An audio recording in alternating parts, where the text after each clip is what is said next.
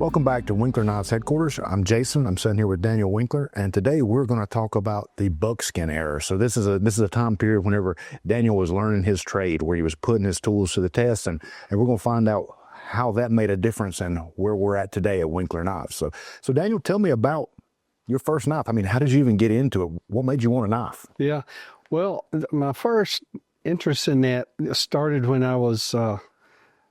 There was a centennial celebration for the town we're from, Boone, North Carolina, and I was in elementary school. My older brother was in high school, and they sold a rifle to commemorate this event to raise money, and so we went in together and bought this muzzleloading rifle for my father for Father's Day, and he was very appreciative. He loved it, but he was very appreciative of every gift I ever gave to him, even like the really interesting shaped stick I found in the woods, and would say, "Hey, this is for you," and he was very appreciative. But it went up on a gun rack in the house and sat there for many years, and so I was looking at it and decided, I kind of like the thoughts of a muzzleloading gun. And so I got permission. I took it down and decided, well, it's not like buying ammo at the store. You got to load this one. You got to have all the stuff it takes to shoot this gun. And so I was in high school shop class then, and my teacher was also an outdoorsman and a hunter. And so I got permission to make the accessories to go with this muzzleloading rifle, shooting bags and a powder horn, and at that time, most importantly, my patch knife. And that was the first knife I ever made, was a patch knife to go with this gun that I had taken an interest in shooting. In fact, I have the very first one right here. It's a little bit about the construction. It has a deer antler handle. And then the blade, I didn't know anything about making knives. And so I found a catalog, Atlanta Cutlery, and they had some knife making supplies in it. And they had these unfinished sword blanks that had been fuller ground in them, but the blades had never been ground to a bevel. So I thought, well, that's got to be good steel. So I bought one of those, and I hand shaped it and filed it and put it together and made the first knife. So you did this in shop class. You're not talking about a forge. You're talking about high school shop class. A high school shop class, and I had to adapt the equipment that we had to make that, along with the powder horns and the shooting bag. So you had this. Your dad had this muzzleloading rifle, and you've been looking at it for years, and you're just like, hey, I really would like to shoot this. I'm going to start learning what it takes to make this happen. That's exactly right. And then I started researching the accessories and what you needed to follow that, and it got me more interested in the muzzleloading era. So from there, you started shooting, I guess, and I guess your passion for shooting muzzleloaders increased, right? So. It did, and I found out about this muzzleloading group that got together and had shooting matches about once a month at a place close to where I lived, and so I met a couple of people that were in this. They invited me to come and shoot in these matches, which was really a career-starting move, because the matches that I shot in, they were called blanket matches. And so what you did is, if you wanted to shoot in the match, you put a prize on a blanket. And so it could be anything from like what I would make as a patch knife and lay on the blanket, and then there'd be other things like powder horns or a compass, even down to a home canned green beans. It could be anything. And so whoever won the match got to choose the prize first, and then whoever came in low, like me, got the green beans. Did you go home with a lot of green beans? On occasion, I did. So there wasn't really an entry fee. There was a blanket there. It was a blanket. Your prize was your entry fee for this particular match. So you started making knives to pay for your entry fee. I sure did. And so, and what happened there that made such a difference was, when I put the knife on the blanket, the guys that were shooting that didn't win asked me if I would make a knife for them. And so that's how I started doing this as a part-time business. I realized there were other people that were interested in what I was making. Were you forging at that time, or were you still buying blanks and creating knives like that? I started forging really early, because that was the authentic way to shape the steel, and what I'd read in history. went in that direction. And so, I built a forge, and I had a anvil I made out of a piece of railroad rail and a broken claw hammer, and so I learned a little bit about how to do it, and then the knowledge and the equipment grew as I did more and more. Well, I guess going to these shooting matches, you saw what other people were using, you saw what worked, what didn't work, and that you probably started to transition that back to your craft. Yeah, for sure. There were people in these events, in these matches, that were really serious about the history and the authenticity of it.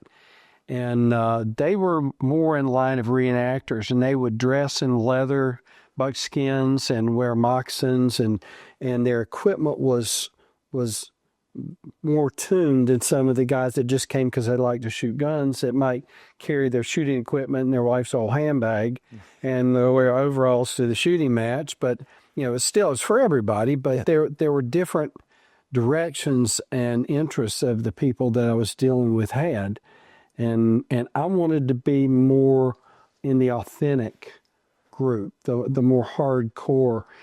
And so in that regard, I did research and learned to make the knives I was doing better by doing research and testing. Like the first forge I had a old car wheel, and I put a steel pipe plant on it, drilled holes in it, and I got my grandmother's old vacuum cleaner and turned the hose around where it blow instead of suck, and I used charcoal briquettes, which was functional forge. Yeah. But as I got more into it, I learned other methods, other equipment to improve what I was doing. And those improvements continued on and have never stopped. So I assume that, like anything, you start local, and then all of a sudden you realize there's a bigger world than local. There's another level, right? Well, some of these men that were shooting the matches that were more reenactors started traveling these trips, these rendezvous, and then national shooting matches, invited me to join them. And at that time, I was upgrading my equipment, both, for myself and what I was offering for sale. And so I'd go to these national matches and the larger rendezvous, and the business would continue to grow from that, as well as my knowledge in how to make knives and hatchets that performed better and looked better and more authentic. And so, I would go to this national match, and there would be a primitive section we'd set up camp in. Now, there'd be hundreds and hundreds of people at these events, thousands actually. And they would come by and look at what I was making and selling, and that prompted a business process. So I could make enough to sell and not only pay for the trip, but start investing in better equipment and better materials. And these rendezvous were a really great place to go and buy deer antlers and deer hide and all the equipment that I needed. And, still at that time I was making a whole lot of knives out of old files. And old files are, if they're metal cutting files made in America, at that time they were all 1095, which is a good quality cutlery steel. And then learning the processes of making it perform better, because I was actually using them and other people that I was making them for were using them, they had to go in the direction of better performance. Then this first knife that I made, I had no idea what this steel is and have no idea about the hardness level of it, but learning that has transitioned even into today at Winkler Knives, and what we do has to make things better, has to make the performance better, the process better. So you're like me. You're from a small town, and a small town. You know what you know here, but all of a sudden now you're at the national level. You are going to different states. You're meeting all these different people who have these different experiences. They're bringing stuff to these matches and stuff that you've never seen before. Did you have any influences at these matches? Did anybody really? Well, yeah, there were a lot of people that had equipment and knives, and they would lay out their wares, whether they made them or had bought them. And I got an opportunity to look at a lot of cutlery. And there was some really good stuff, really authentic, and it seemed to be well made. And then there were some people that were making knives that were hobbyists, something like me, or even less, just something to keep them occupied. But I also met a couple of real knife makers. There's one in particular at the National Muzzleloading Rifle Association spring and fall matches by the name of Joe Kiesler. And Joe Kiesler was a bladesmith, and he made his living making knives at that time. He's also had been a teacher. He was a shop teacher too, but then he went into knife making full time as he retired from teaching. But he was probably the first real bladesmith that I ever met in those early days at the Rendezvous in Indiana, Friendship, Indiana. And he had not only, he didn't do the blanket, he had a booth in the trader section, and he had a table set up in these booths where the windows open up. You know, he was more professional. And so that was a big influence on, wow, that you can take this further than just making items for a hobbyist that wants to get out on the weekends. This guy was making a living and making knives and selling to the public. So you've been going to these rendezvous now for about a year at the national level. You've been meeting all these new people, but you're figuring out there's actually another group, even a little more hardcore than the people that are just going to these matches, right? Well, the more that I got involved in the national rendezvous and the larger Eastern primitive rendezvous and riflemen's frolics and that sort of thing, the more I realized there was a group of really serious reenactors who not only, you know, because at the rendezvous I was doing, your camp had to look authentic. And if you had a cooler to keep your foodstuffs in, you had to keep it covered with a trade blanket or a buffalo hide or something. They wanted to keep the atmosphere, you know, clean and restored and period looking. Where this group that I got involved with, they went beyond that to where every piece of equipment you had to be authentic. Well, there's no cooler. And there was you couldn't hide your modern technologies, your modern conveniences, and get by with it. You had to really get your equipment to the point where you could actually survive and provide sustenance for yourself, which was a very important learning. You know, it was very important to learn that early on, because the equipment that I made and used had to perform. And, you know, it's like, if I was on a 5-day trek and 2 days into it, I broke my knife blade, I would be pretty hungry and without shelter probably for the rest of the trip. So learning to improve and make it as high performance and as functional as possible was necessary to be able to have sustenance and survival. And that transitions very well into what we're doing with Winkler knives now, because maybe they're not the period correct, the historic looking and materials and the handles and the blades or whatever, but the importance of sustenance or of survival is still there. Yeah. And the tools that we make have to, for us to make them and to sell them, we assure that it is as high performance and high functioning as it possibly can be within our abilities. So you're out here in saw-soled moccasins.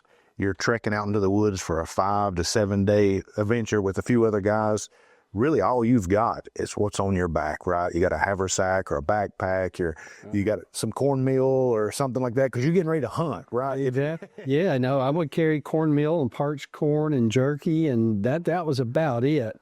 And hopefully we're going to go out and we're going to live off the land and provide get game, and which happened occasionally, but more often than not, I had to survive on the parched corn and the cornmeal and the jerky and set out. But still, setting up those camps and building fire with nothing but flint and steel and your knife and your hatchet to get your wood to the point where you could light it, whether it was raining or not raining, and building shelters to where you could have as much comfort as you could, but still yet survive as comfortably as possible. And your overall equipment played a part in that, in providing that to that lifestyle and to be comfortable as you could. This was a lot more for you than just a guy's weekend or a week adventure. You were actually out there for a purpose, right? You were testing and evaluating your equipment. I mean, the stuff you were making, you were testing on these treks. Well, and that's exactly right. It did. And you had to make sure the equipment worked and functioned as intended to survive. And that went from everything from your knife and your hatchet to your firearm, you're keeping your powder dry in the powder horn. It all had to play together. So you have to integrate your equipment to where it all works together. And that's another thing that Winkler knives that we're very conscious of is not only the knives and hatchets have to be right and balance well and function properly and have high performance and long life, they have to be integrated into your kit, into your gear, to where you can carry them, to where they are on your body when you need them and integrate well with all the equipment you may be taking out in the field. Whether the field be out in the wilderness or a law enforcement officer, his field may be in the neighborhood. Oh, yeah. But the equipment that we provide can be integrated and carried so it's there when you need it. Like you said before, it has to earn its place, right? Because everything has to earn its place, and we've gone over that before. The worst piece of gear is the one that stays on the shelf when you go out in the field. The worst piece of gear you've got is the one that stays on the shelf when you go out on the field. And so it has to earn its place, and the worst piece of equipment you got is the one that stays on the shelf when you go in the field. Yeah. You know, the worst knife that you have is the one that stays on the shelf when you go out in the field. Oh, yeah. And so, and that is a lesson that I never forget. So you told me before, you typically, when you would go out on these treks, you would try to carry a hawk or a hatchet of some kind and a couple of blades, right? Yeah, I usually carried a hatchet or a tomahawk and at least two knives, larger rifleman's knife and small patch knife. So what was the mentality behind that? What did you intend to use the hatchet for? What was it going to be? The hatchet was shelter building, fire prep, dismembering game if you were lucky enough to get a deer-sized game, entertainment at times, because the tomahawk, sometimes we'd sit around and throw tomahawks at trees. I enjoy that myself. And I enjoyed doing that. And then the knives, the bigger knife would be, again, come in handy for shelter building, fire preps, creating an environment that was as comfortable as you can make it. And then a smaller patch knife for eating and small game prep and just day-to-day camp chores. So the question everybody's going to want to know, and I actually want to know it too, you've got all this experience, you've done this, you've been there, and you've come back. What out of the current Winkler line would fill the needs of what you're talking about? If you were to go on a trek today, what are we currently producing that you'd take with you?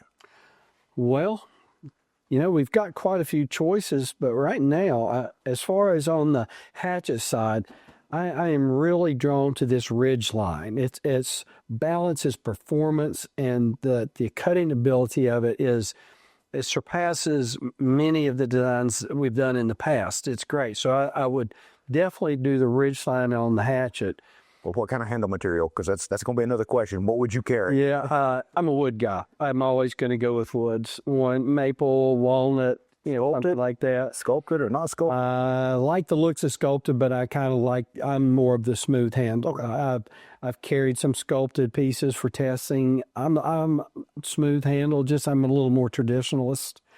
So I would probably go with a oak or a maple handle on the ridge line. As far as the mid-sized knife, probably the Highland Hunter. I'm drawn to it for a couple of reasons. One, the size is very functional. You can use it for a lot of camp chores. You can baton with it if you need to make big sticks into little sticks. You can split with it if you needed to. But it's big enough to help with shelter building, making fuzz sticks for fire building, game preparation, and then again, that one I'd go with the wood handle. And another reason I like the Highland Hunter is because it does have that traditional styling that came back from my old rendezvous and trekking days. So I'm kind of drawn to it for that too. And then either the SD1 or the SD2 for small, in-close work. You got to dig a splinter out of your hand or dining, use it for cutting your food while you're eating. So those are the three pieces probably I would go with right now, the Winkler Knives product line. So what if you could only take one? You only could take one bladed instrument from our lineup. What would you take? Well, if you have to limit yourself to one, which is a very realistic possibility, You got to get something that's going to be able to handle a variety of chores, from the heavy duty shelter building and camp preps, like splitting wood and batoning and cutting limbs. But you do need to do some finesse cuts. So I would have to go with a lost lake, big enough to chop with, but still yet controllable enough and functional enough to where you could do food prep with it. Might not be as efficient as some of the smaller blades, but it certainly would do the job. You still could do it. Absolutely. So you've been doing this since your 20s. You've got all this experience. You've been in the woods. You've carried your tools. You know what works, what don't work.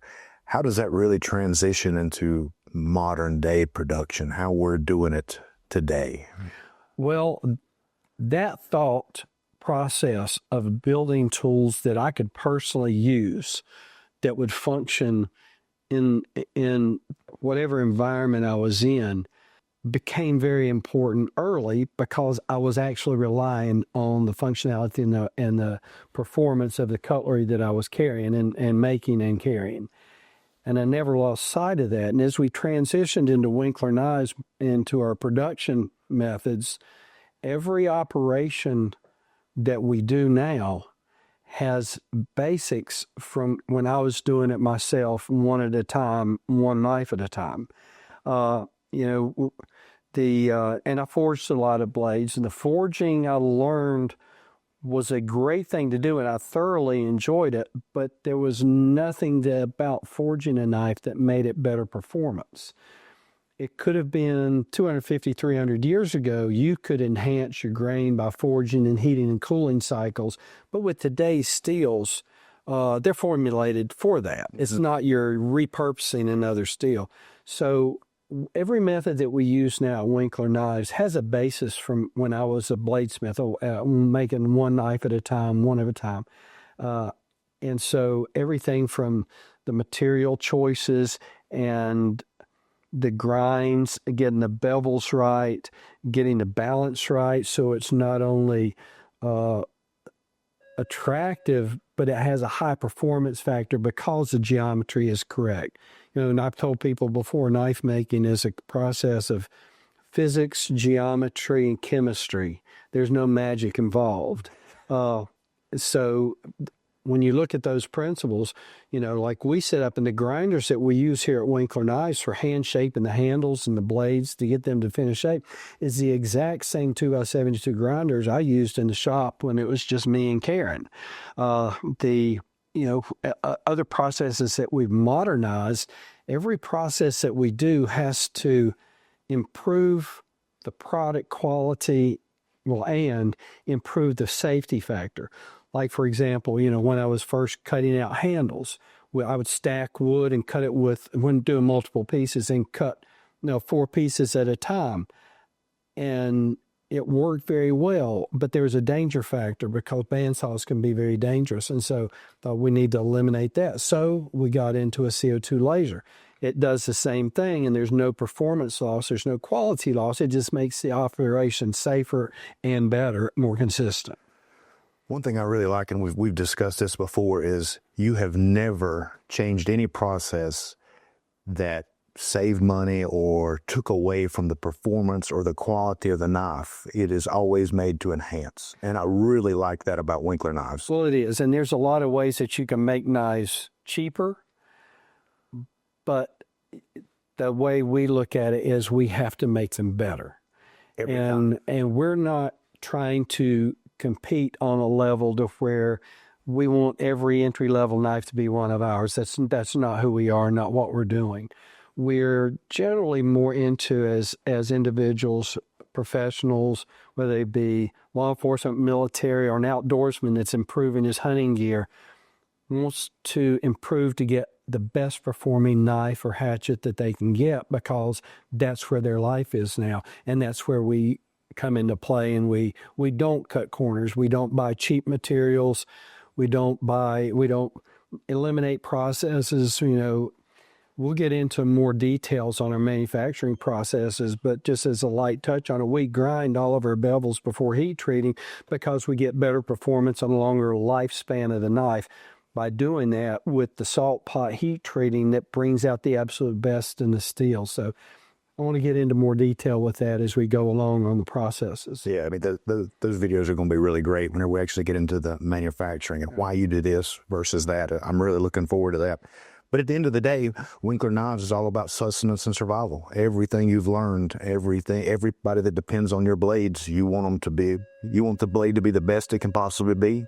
You want them to be able to bet their life on it, no matter what they're doing. That's right. That's where we are, and that's why we're here. We, and in the Origins video, we touched into a little bit. We didn't jump into this as a way to make money. We jumped into this as a way to provide better equipment for those that needed it, and that's where we'll always be. And the way that's transitioning is the staff that we have now in Winkler Knives are understanding what our goals are, and they know what our requirements are and are 100% on board with continuing that. There's no thoughts about, well, why don't we just contract out these operations? It'll be a whole lot cheaper and a lot more efficient. It's because when we do it in-house, and almost everything we do is done in-house, everything on the knives and axes, for the most part, is done in-house. Sheaths we contract out a little bit, but on the knives and axes, everything's done in-house because we want to have total control and knowledge that every aspect is being done the best that it can be done within our capabilities. And we don't ever have to wonder, I wonder if their salts were too high, too hot, if the temperature, because you can have steel damage that you may never see until you put that blade under stress. Yeah. So that's why every single blade we make, we stress it. We check it to make sure there's not a hidden stress fracture. Costly to do that, but it's the way you create a high-performance blade. Your name's on every blade. And Daniel, thank you so much for sitting down and talking to me about this. I think everybody's going to get a lot out of it because it's fascinating to me. The testing and evaluating you started 40 years ago on your tools that we're making today. So. Well, thank you. It's been a pleasure talking with you. Sure. I just loved getting together and going over this. It helps me remember things that I'd forgotten maybe that does come into play in today's work and where we're going and what we're doing. Thank y'all for tuning in. Like our Facebook channel. Like and follow us on Instagram and Facebook, YouTube, all that good stuff. And stay tuned for the next one.